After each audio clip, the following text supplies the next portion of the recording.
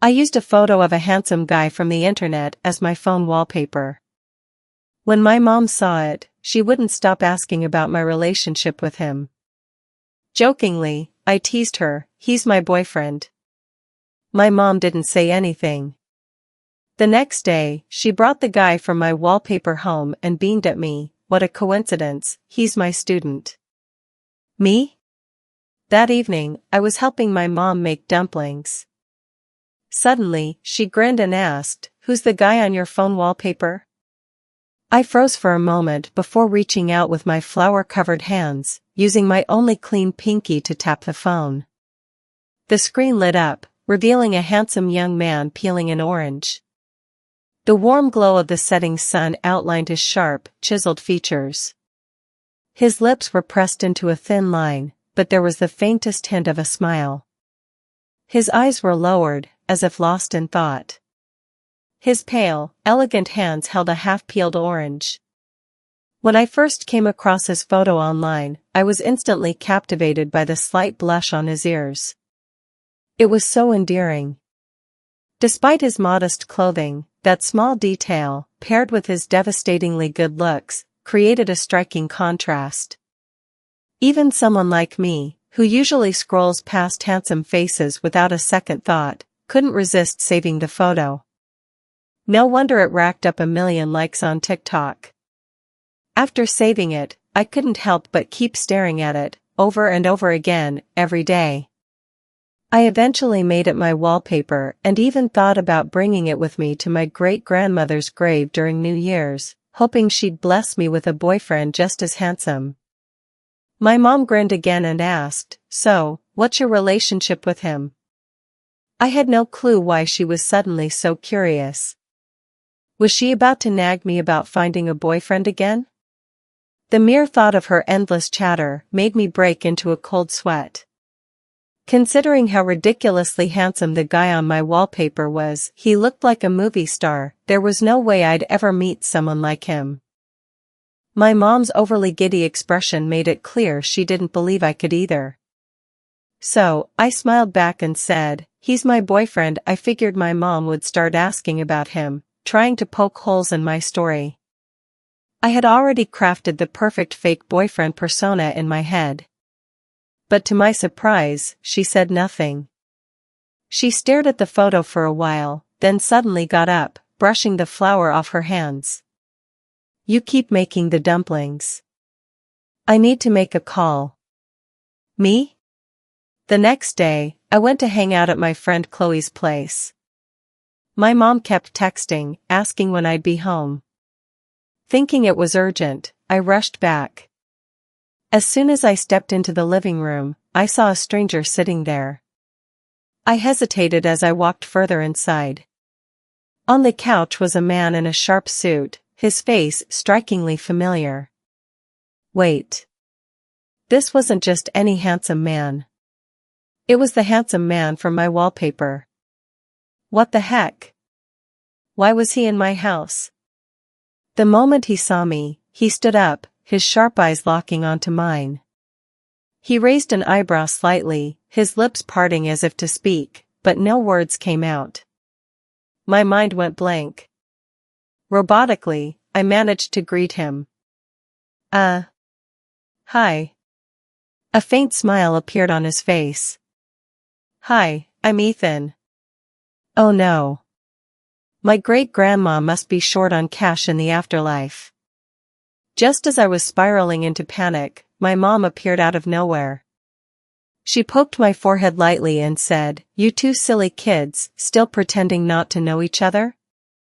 You're adults now. If you're dating, stop being so secretive.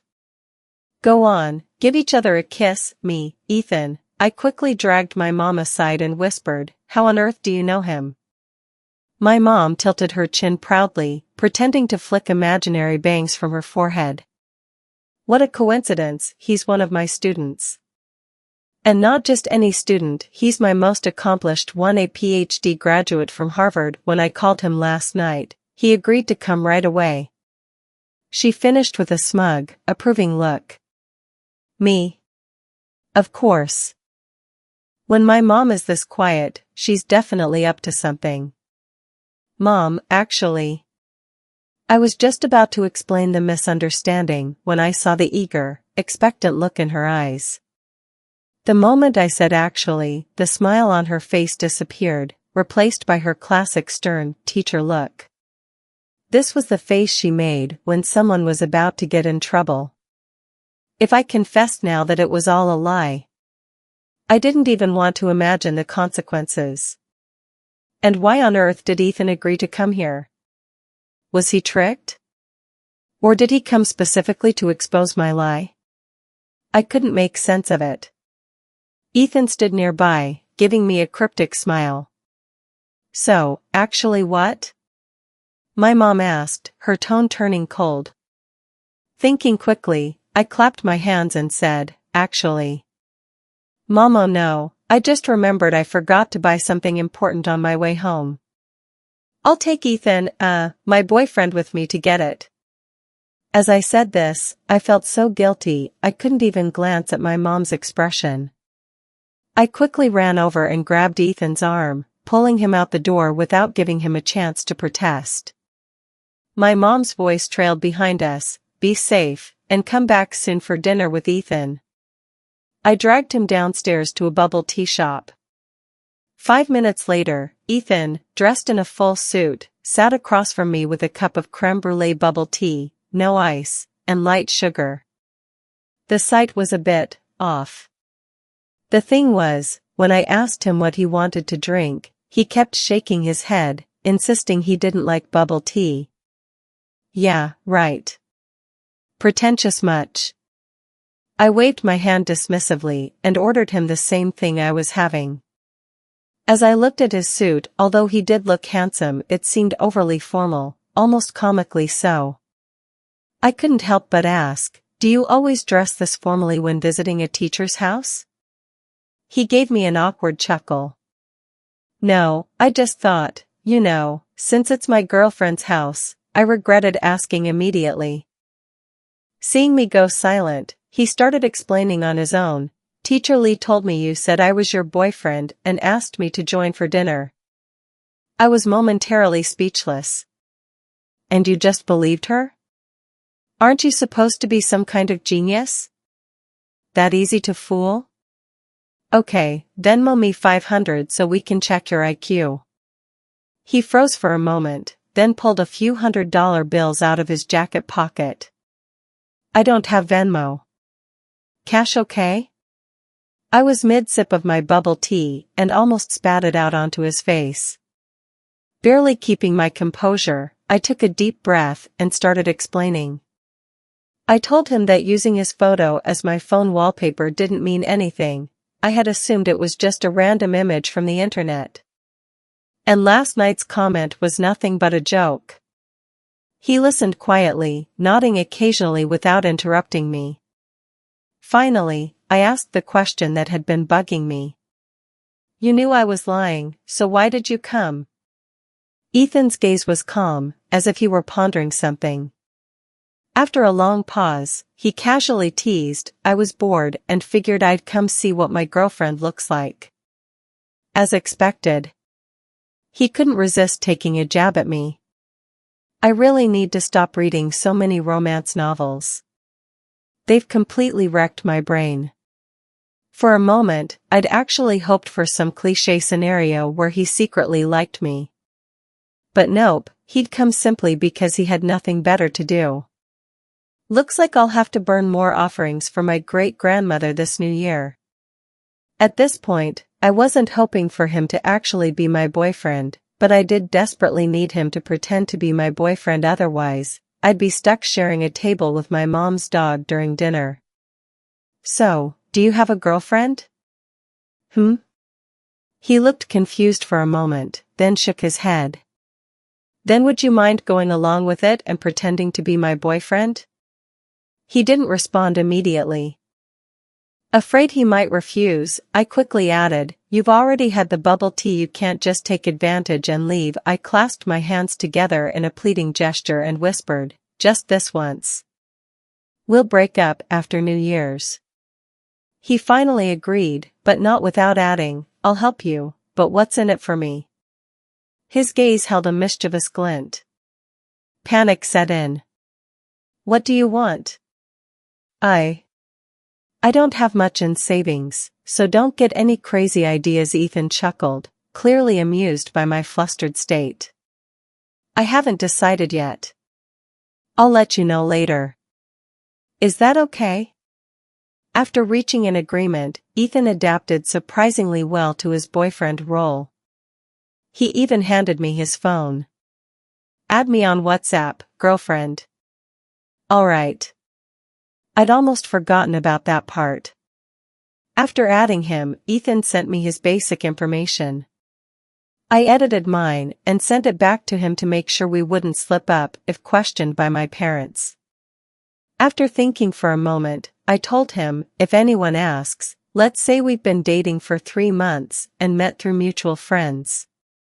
Got it. To make the act more convincing, we decided to pick up some groceries so we wouldn't show up empty-handed. Once we finished our bubble tea, we headed to a nearby supermarket. Ethan pushed the cart while following me around. I grabbed a bag of chips with one hand and a pack of cookies with the other. Within minutes, the cart was overflowing with junk food. Ethan tried to stop me, but I shot him a warning look. No one messes with my junk food, not even you, Ethan. At checkout, Ethan told me he needed to grab something else and walked off. While waiting in line, bored out of my mind, I grabbed a couple of packs of gum from the nearby shelf. When I stepped out of the store to find Ethan, I saw him standing there with his arms full of gift boxes, waving at me. I froze. They didn't look cheap either. And he'd already brought so much with him. These tea leaves are really good, so I thought I'd get some more, he explained. It was supposed to be a simple show, but he was making it look way too real. No wonder he's a genius, he takes everything so seriously. I glanced at his earnest expression and sighed internally.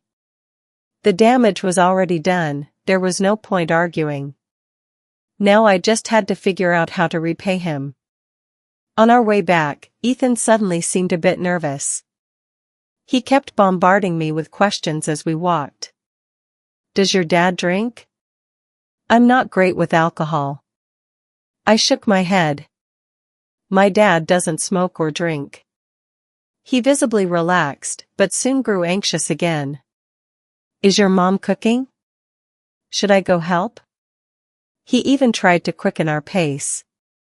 I grabbed his sleeve to stop him and reassured him, don't worry. My mom doesn't cook. Let's take our time. Ethan's tense expression finally relaxed as we returned home. My dad was in the kitchen, spatula in hand, cooking up a storm as if auditioning for a culinary competition. Ethan stood there, completely enthralled, unable to find a moment to jump in and help. During dinner, my mom was in such a cheerful mood that she opened a bottle of whiskey and poured glass after glass. Ethan didn't decline and politely drank along with her. I raised my hand, intending to stop him from drinking too much, but my mom shot me a glare. My dad told me to focus on my food, and Ethan was something else entirely. He had already learned to pour himself another glass without hesitation. I was dumbfounded. Didn't you say your tolerance for alcohol isn't great? By the end of the night, he didn't even have the strength to lift his head. Instinctively, I reached out to steady him, but before I could, he leaned against my shoulder first. His face nuzzled softly against me, as though searching for the perfect spot to rest.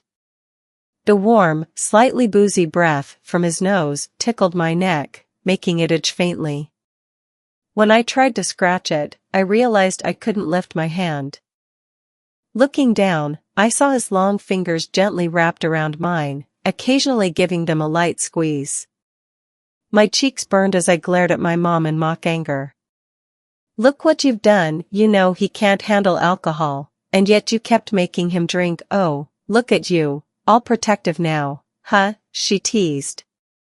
How's he supposed to get home in this state? "We've got plenty of room for him to stay," she replied casually, exchanging a knowing glance with my dad. My dad got the message, hoisted Ethan up by the arm, and helped him to my brother's room to rest. Watching Ethan, completely out of it, I muttered under my breath, "Tomorrow's New Year's Eve. Aren't you going to let him go home for the holiday? His family might be worried." At my words, my mom's expression immediately shifted. Her brows furrowed, and she gave me a sharp, scrutinizing look. "He's an orphan. Didn't you know that, as his girlfriend?" I froze. Regret washed over me as I recalled how, when Ethan had texted me his personal details, I had only skimmed through his birthdate and hometown without reading the rest carefully. My mom, ever the teacher, had once again managed to hit me with a question I hadn't prepared for. It felt like sitting for an exam where none of the material I'd studied was on the test. I fidgeted nervously, picking at my fingers. Was my ignorance about to be exposed? Before I could think of a response, our Sammy had barked twice from its cozy spot by the dog bed, tongue out and paw raised, looking at me with what I could only describe as a smug expression. It seemed to say, "Busted, huh? Bet you're sleeping in the dog bed with me tonight." Desperately, I tried to salvage the situation. He hasn't told me." Before I could finish, my mom's attention snapped to the massive grocery bag I had brought back from the supermarket. She let out a sharp gasp. I thought she was upset about the spicy chips I had bought. You see, in our family, eating spicy chips was practically a crime, a capital offense. My brother, a 32-year-old investment banker who seemed like the epitome of success outside, would sneak downstairs just to eat a bag of chips by the dumpster, rinse his mouth with iced coffee, and only then dare to come back inside. Feeling bold because it was the holiday season, I had thought I could get away with it. After all, my mom wouldn't scold anyone too harshly around New Year's. Plus, with her favorite former student Ethan visiting, I figured I could just blame it on him if she asked. No way would this backfire on me, right? Wrong. My mom reached into the bag but didn't pull out the chips. Instead, she held up 2 small boxes of what I thought were bubble gum. "Chloe, are you trying to rebel?" "What? Wasn't this a bit much? How was chewing gum considered rebellion?" Huffing, I snatched the boxes back. "I like it, okay? Can't you just let me be?" "Not until you're married. Who says you have to be married to chew gum?" "I'm going to eat it now," I shot back, defiantly. Furious, my mom twisted my ear, making me yelp. "Was it you who wanted to buy it, or was it Ethan?"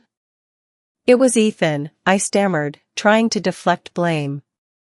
And then it hit me. The words on the corner of the box caught my eye. Condoms. What? "George, wake Ethan up, this is outrageous," my mom shouted at my dad. I immediately jumped in to stop him, panicking. It was me, I thought it was bubble gum." In my defense, who puts something called Bubble Bliss in packaging that looks like candy? I thought it was some fun novelty gum. After a long, awkward explanation, my mom finally believed me, but confiscated both boxes of Bubble Bliss anyway. Following this fiasco, I decided Ethan couldn't stay at my house any longer. I had a sinking feeling that if he stayed, the web of little lies we had spun would unravel completely. So, I told my parents, "Ethan and I haven't been dating for long. He might feel too much pressure spending the holidays with us. Maybe it's better if he goes home tomorrow." My mom wasn't having it. "It's just an extra set of dishes. Besides, can you imagine how lonely it must be for him to spend New Year's alone? And don't think I haven't noticed you grinning at your phone like an idiot one moment and tearing up the next. You're crazy about him. Why not use the holiday to spend more time together?" I couldn't possibly tell my mom that my tears and laughter were because of a novel I was reading, not because I was in love. My dad had a different take on things. He said, "Let Ethan stay, your brother isn't coming home this year, and we need a fourth for Mahjong." A missing player for Mahjong now, that was a crisis far greater than any exposed lie. Dad always had a way of considering the bigger picture. I couldn't agree more with the Chloe from 2 minutes ago, who had slapped the table and declared, exactly, this family would fall apart without Ethan. Keep an eye on him, don't let him run away. On New Year's Eve, after our family dinner, I asked my parents for red envelopes. Technically, since I was already working, they didn't have to give me one anymore. But as a gesture, they each handed Ethan and me small red envelopes with $100 inside. I pouted, shaking the envelope in my hand, and whined for a bigger one. To my surprise, they handed me the envelope that was originally meant for my brother. Ethan, amused, chimed in that he wanted to give me one too. I quickly stopped him. No way. That's your red envelope from my parents. Then why did you take your brother's envelope so easily? His tone sounded oddly dejected, like someone who had just been wronged. It made my heart soften. Fine, you can give me one too. I held out my hand in an exaggerated motion. Instead of handing me the small envelope he had, Ethan pulled out a thick red envelope that was as heavy as a brick. Before I could even react, he stuffed it into my hands with such urgency, as though afraid I might refuse. I weighed the envelope in my hand. It had to be worth thousands. I stared at him in disbelief. He smiled faintly, leaned in close to my ear, and whispered, "Happy New Year." Don't say no. A handsome man and a generous gift? Who could say no to that? I couldn't. My heart pounded like a drum, and for the first time in my life, I truly felt the sensation of my heart skipping a beat. Of course, I reminded myself that this was all fake. I'd return the money to him eventually. But for now, I didn't want to ruin the mood. Ethan didn't know how to play mahjong, but it didn't matter. He was quick-witted. After a simple explanation, he picked it up in no time, even grasping some strategies. With beginner's luck on his side, he won 9 out of 10 games that evening, leaving me and my parents utterly defeated. My mom threw up her hands in frustration. Ugh, I don't even like the sound of mahjong tiles clinking or people cracking sunflower seeds. I much prefer the sound of students reciting their lessons in a classroom. Mom, seriously? Laying it on thick during the holidays, huh? With that, she dragged my dad outside to watch the fireworks, leaving just Ethan and me in the house. With mahjong off the table, Ethan sat quietly watching the New Year's Eve show on TV. I picked up an orange from the fruit basket, intending to eat it, but decided against it, not wanting to get my hands dirty. I placed it back in the basket. Ethan noticed and, without a word, picked up the orange I had just put down and started peeling it while watching the TV. I didn't know how to start a conversation with him, so I buried myself in my phone to ease the awkwardness. Just then, my best friend Liam sent me a voice message. I intended to convert it to text, but my finger slipped, and it played out loud. Liam's voice blared, "Sonny, can I borrow that kid fart bag you bought yesterday? You probably don't need it for now, right?" Yesterday, I had been so caught up in recounting the dramatic gum-sticking incident to him that I forgot to tell him the item had already been confiscated. The next message auto-played, "By the way, that student your mom is teaching is so handsome. You should totally make a move on him since you're already," and the third message began, "Already living together, isn't it super easy to make something happen? Oh, by the way, have you figured out how many abs he has yet?" I frantically tried to turn down the volume, but my phone case was too thick, and the buttons weren't responsive. By the time I managed to lower the volume, all the messages had already played. "Kill me now. The comedy sketch on TV couldn't compare to my level of embarrassment at that moment. Ethan said nothing, quietly peeling the orange as if he hadn't heard a thing. I couldn't pretend I hadn't heard it, though, because our Samoyed dog stuck out its tongue at me, looking smug, as if mocking me. When people are embarrassed, they tend to act busy for no reason. That's exactly what I did. The coffee table was spotless, but I grabbed a cloth and started wiping it down fervently. I grabbed a glass of water from the table, but in my flustered state, I failed to hold it properly. Water spilled backward, landing squarely on Ethan's shirt as he reached over to take the glass from me. Before I could even apologize, Ethan looked down, shook off the droplets on his shirt, and in the next second, he grabbed the hem of his sweater and pulled it off in one smooth motion, revealing his toned upper body. I blinked. Sorry about that. Wet clothes get cold, he said casually, taking a couple of tissues to wipe the water that had soaked through to his skin. I couldn't stop myself from gulping several times. While he wasn't paying attention, I snuck a look. Then another. Then a third. His body was incredible. Fair skin, lean muscle, broad shoulders, and a narrow waist. Report to Liam, I've confirmed it. He has 8 abs. The lines were sharp, perfectly defined, evidence of just the right amount of exercise. His pale skin flushed slightly where he wiped it, and there was a small mole on the upper left side of his abs. It was devastatingly attractive. I no longer felt embarrassed about the voice messages.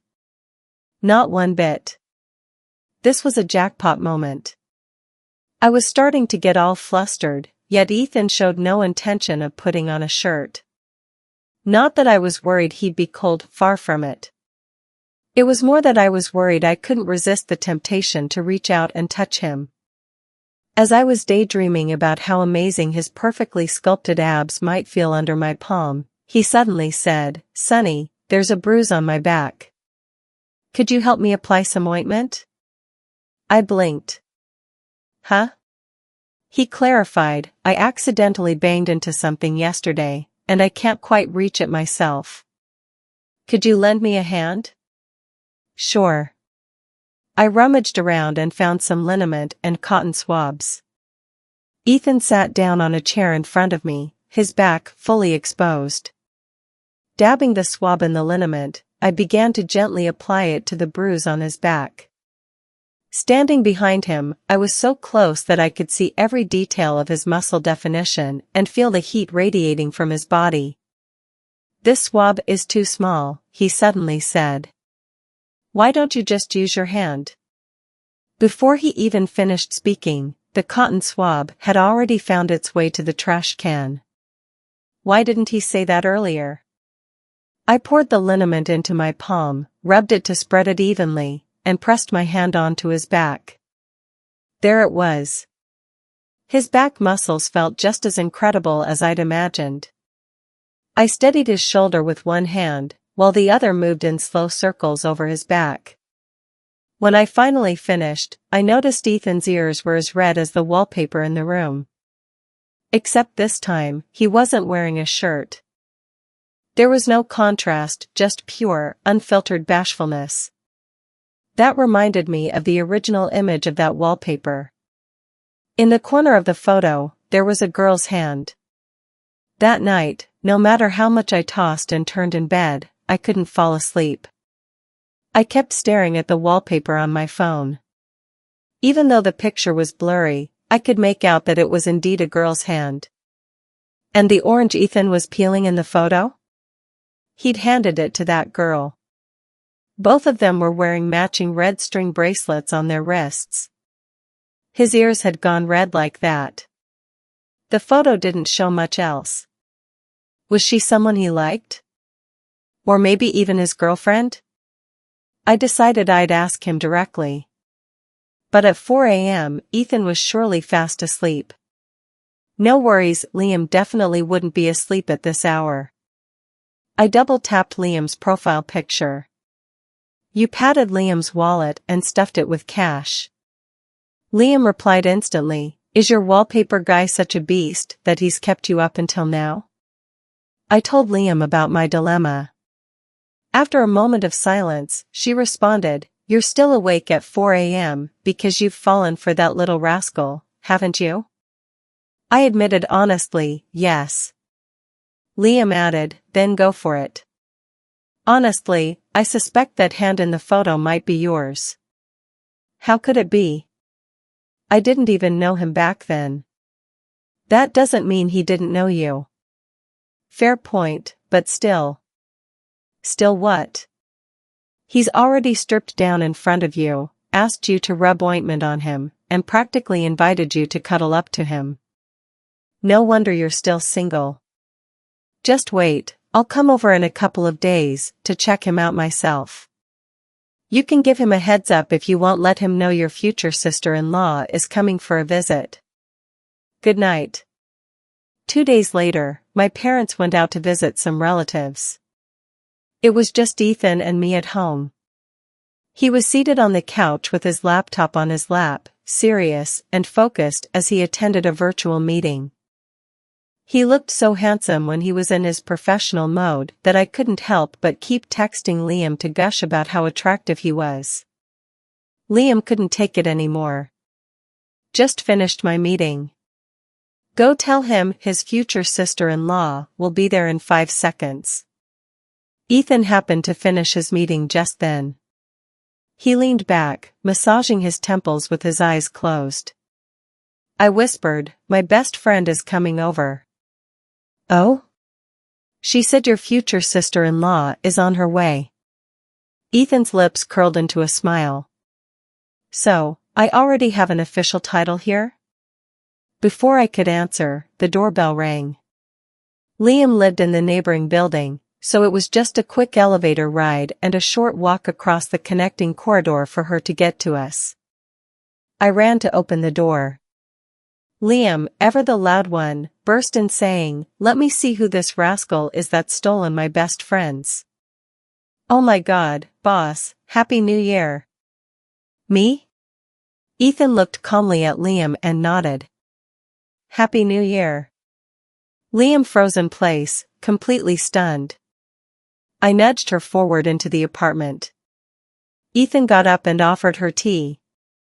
"Care for some tea, future sister-in-law?" Liam had come with a million things to say, but the moment she saw that the little rascal who'd stolen my heart was her own boss, she went speechless. Ethan, for some inexplicable reason, seemed nervous, and he busied himself making tea after tea.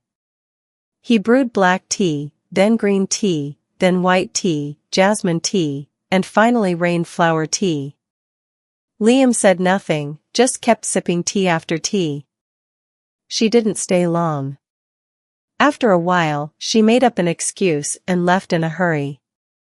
Afterwards, she texted me, "All the tea he brewed was amazing. I approve of this marriage. Thanks to you, I've had the pleasure of watching my boss pour me tea like a servant. My life is complete. Could you just marry him already, like, right now?" Smiling face with smiling eyes, folded hands, "Boss lady, could you please make sure he skips late night meetings in the future? Maybe let him sleep in once in a while too. Thanks in advance." Me, before the holidays ended, one of my friends threw a birthday party. When I received the invitation, I remembered how Ethan had stayed in with me the entire holiday just to accommodate my homebody tendencies. So, I asked him, "I've got a friend's birthday party coming up. Want to come with me?" Ethan nodded. "Sure, but in what capacity should I attend?" "As my boyfriend, of course," I answered without thinking, the words slipping out effortlessly. Realizing what I had just said, I froze for a moment. Ethan, however, was smiling. Hastily, I tried to cover up my slip. "Well, if we're going to put on a show, we might as well go all in." His smile faded for some reason, and he replied softly, "All right." I brought Ethan to the gathering spot. My friend had chosen a grassy area perfect for camping. When my friend saw Ethan, he froze, his gaze darting between the two of us in shock. Finally, he let out a deep sigh, as if a weight had been lifted from his shoulders. "Chloe, so Ethan is your boyfriend?" I blinked, confused. "Huh? Is there a problem? Do you two know each other?" My friend replied, "No problem at all, seeing you together makes me happy. You two look great together." Ethan and I were high school classmates. This friend of mine was actually a college buddy. I hadn't expected him and Ethan to share this connection. He invited us to sit and enjoy ourselves. Ethan and I weren't big fans of crowds, so we found a quiet corner to settle down. On the table was a fruit platter with oranges. I wanted one, but didn't want to get my hands sticky, so I just stared at them for a while before deciding to give up. Just as I was about to look away, a hand reached over from beside me and picked up an orange. "I'll peel it for you," Ethan said. Without waiting for my response, he started working on it. In no time, he handed me a perfectly peeled, plump orange, his slender, fair fingers glistening with juice. Seeing that I didn't immediately take it, he asked softly, "You don't like oranges anymore?" I reached out and accepted it, looking up at him. The evening light was dim, but I was close enough to see everything clearly: the deep blush at the tips of his ears, the downcast eyes, and the slight upward curve of his lips. The scene felt familiar. Not from the wallpaper on my phone, but from a memory. I suddenly remembered. For years ago, at another friend's birthday party, in this very same place, there had been another image of Ethan peeling oranges, the one that became my phone wallpaper. And in that photo, at the edge of the frame, there was a hand. That hand had been mine. For years ago, I was in my zodiac year of birth, and my mom had brought me a red string bracelet from a temple. As for the identical one Ethan wore, I vaguely recalled her bringing home 2 bracelets at the time. When I asked who the other one was for, she said, "For someone who, like Sunny, deserves love." I now realized that Ethan was the student my mom had sponsored, someone my age. I hadn't known this before, but now everything made sense. But 4 years ago, Ethan and I hadn't known each other. Had he really spent an entire evening peeling oranges for me, just like that? That didn't seem realistic. A strong feeling surged within me. Ethan must have had a special kind of affection for me. The lively atmosphere gave me courage. Amid the chatter and laughter, I leaned close to Ethan's ear and whispered, "Ethan, have you been secretly in love with me?" Ethan's ears turned an even deeper shade of red, and his face followed suit. He placed the freshly peeled orange segments gently into my palm, then looked up to meet my gaze. The sky darkened, and the lights hadn't yet been turned on. Our faces began to fade into the shadows, but the spark in his eyes remained bright. "Yes, I like you," he said. The noise around us faded away. All I could hear was the low, tender voice of the man sitting beside me, "Chloe, I like you. Say something, won't you?" His words made my heart flutter. Emboldened, I leaned in, hooked my arms around his neck, and kissed him. That was my answer. I liked him too. A bright flash of light interrupted us, and we quickly pulled apart.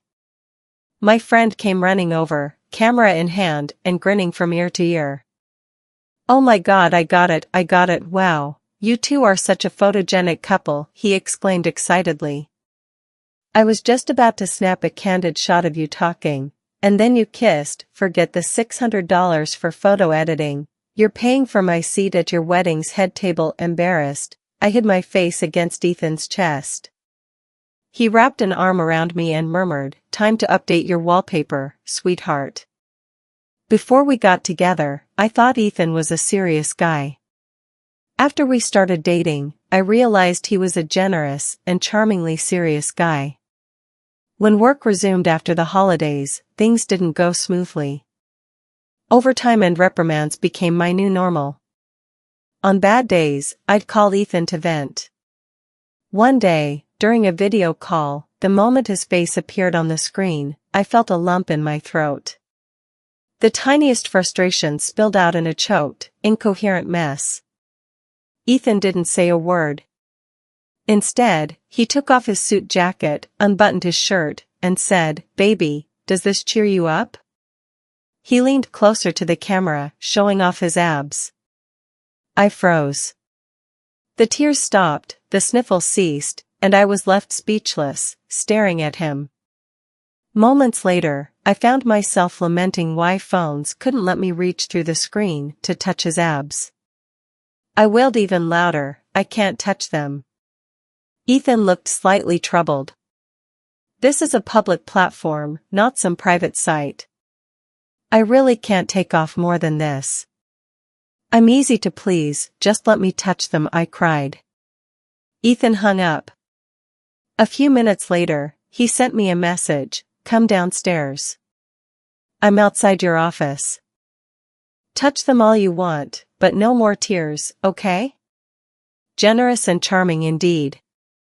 One evening after Ethan and I got married, I suddenly had a craving for some barbecue skewers. I turned to Ethan, who was busy nearby, and said, "Ethan, come here." He obediently put down what he was doing and walked over. In a low voice, I whispered, "I want a kiss." Barbecue.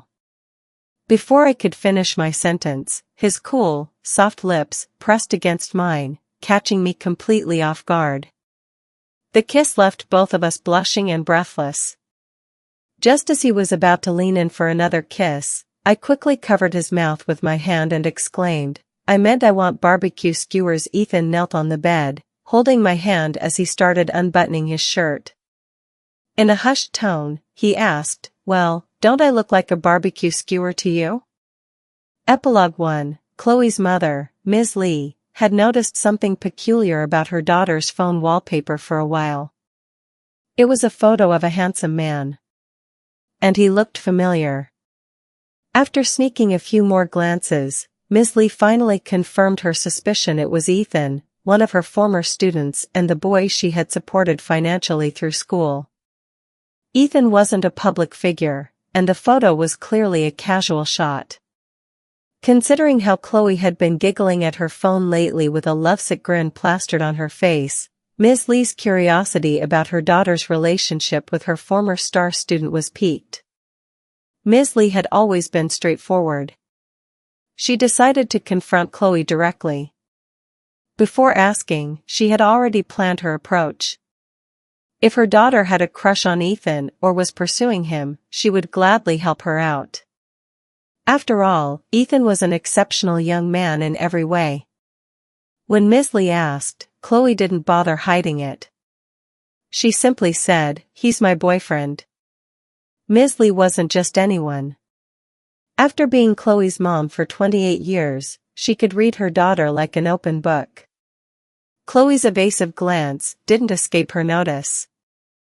So, that evening, Ms. Lee made 2 phone calls. The first was to Ethan, to confirm Chloe's claim. Ethan had always been honest and respectful toward Ms. Lee, who had supported him through school and treated him like family. He couldn't lie to the person he considered a second parent. Ms. Lee got straight to the point. "Ethan, Chloe says you're her boyfriend. Come over for dinner tomorrow." By all accounts, Ethan should have refused. Ms. Lee was prepared to hear him expose Chloe's lie. But he didn't. He admitted it and promised to come by the next day. Ethan prepared meticulously for his first meeting with Chloe's family as her boyfriend. Deep down, he was eager to go. He wanted to see the girl he had secretly loved for years. Ms. Lee's second phone call was to her own son. "You're not coming home for Christmas this year." Epilogue 2. Ethan's perspective. Back in high school, Chloe struggled with math. After school, Ms. Lee would often bring her over from the nearby school for one-on-one tutoring sessions. Ms. Lee was busy and could only spare limited time. Chloe usually sat at her mom's desk, solving problems on her own. I was a boarding student with no home to return to, so I often stayed late at school. One evening, as I passed by the office, I saw Chloe sitting there, tears streaming down her face. Her shoulders trembled as she sobbed quietly. She held a pen in her right hand, scribbling away on a worksheet, while her left hand clutched a slice of orange, which she absent-mindedly nibbled on between sobs. She looked oddly adorable. Curious about why she was so upset, I stepped into the office. But I didn't dare approach her or ask what was wrong. Instead, I pretended to casually stroll past her. She was too absorbed in her misery to notice me anyway. After a quick glance at her paper, I realized she was struggling with 3D geometry. I wanted to help her, but didn't have the courage to talk to her. So, I quietly took one of her worksheets from Ms. Lee's desk, brought it back to my dorm, and wrote out my solutions in detail. I also made a copy of my geometry notes. The next day, I returned to the office during Chloe's absence, to place the stack of papers prominently on Ms. Lee's desk. Sure enough, when Chloe hit a roadblock in her work, she instinctively went to check her mom's students' worksheets. She immediately spotted the materials I had left. My explanations were clear, and she quickly understood. Energized, she dived into my notes to tackle the exam topics. At her next test, Chloe scored nearly perfectly in 3D geometry, losing just 1 point. Hearing Ms. Lee praise her improvement made me genuinely happy for her. Later, when I earned a guaranteed college admission through a competition, I gave all my study notes to Ms. Lee. I'm not sure if those notes ever reached Chloe, but I sincerely hoped they helped her stop crying over schoolwork. I was an orphan from birth. When Ms. Lee found me as a first grader, she praised my talent and decided to support my education. That was probably the first time I met Chloe. She shared her snacks with me, gave me her brother's toys, books, and even his new clothes. Why? Because, as she put it, "You're so much better looking than my brother. These clothes are wasted on him." Our family situations meant we could never attend the same school. By the time we met again years later, I didn't even recognize her at first sight. Upon recognizing her, I couldn't help but feel a wave of emotion wash over me. She's grown up so much, but she's still the same as when she was little, always so quick to cry. Back then, I didn't understand what love between a man and a woman was. I didn't have parents who loved each other to show me. I didn't know that liking someone meant secretly paying attention to her, wishing for her to succeed, hoping she wouldn't cry, and feeling completely content just watching her from afar. Later, when I went to college, I was able to support myself financially and no longer needed assistance. But I still stayed in touch with Teacher Lee, often finding subtle ways to inquire about her. I learned she got into her dream university, pursued a major she loved, and even had a brief campus romance. Teacher Lee once asked me if I had any plans to settle down. I said I wasn't sure. The concept of family was too abstract for me. At one of my friend's birthday parties, I saw her again. That day, she arrived in a rush, her ponytail tied high, her smile lighting up her face, her brows furrowing slightly when she wanted to eat an orange but didn't want to dirty her hands. She was so full of life. I spent the entire evening peeling oranges. She was engrossed in the game she was playing, seemingly unaware of me. And that was fine, I could steal a few moments to openly admire her. A friend noticed my feelings and asked, why not go after her? I shook my head. Planning a lifelong secret crush? I didn't know. Back then, I had just started my business, I had nothing to my name and didn't dare approach her. For years later, it was time for another birthday party. Out of the blue, my friend sent me a message. Friend, Ethan, maybe you shouldn't come to my birthday this year. Me, why? Friend, I invited Chloe, and she said she's bringing her boyfriend. I don't want you feeling hurt or upset. Me, no, I'm coming. What a coincidence, isn't it? I'm the boyfriend she brought. Smiling face with smiling eyes, and now? I'm her husband.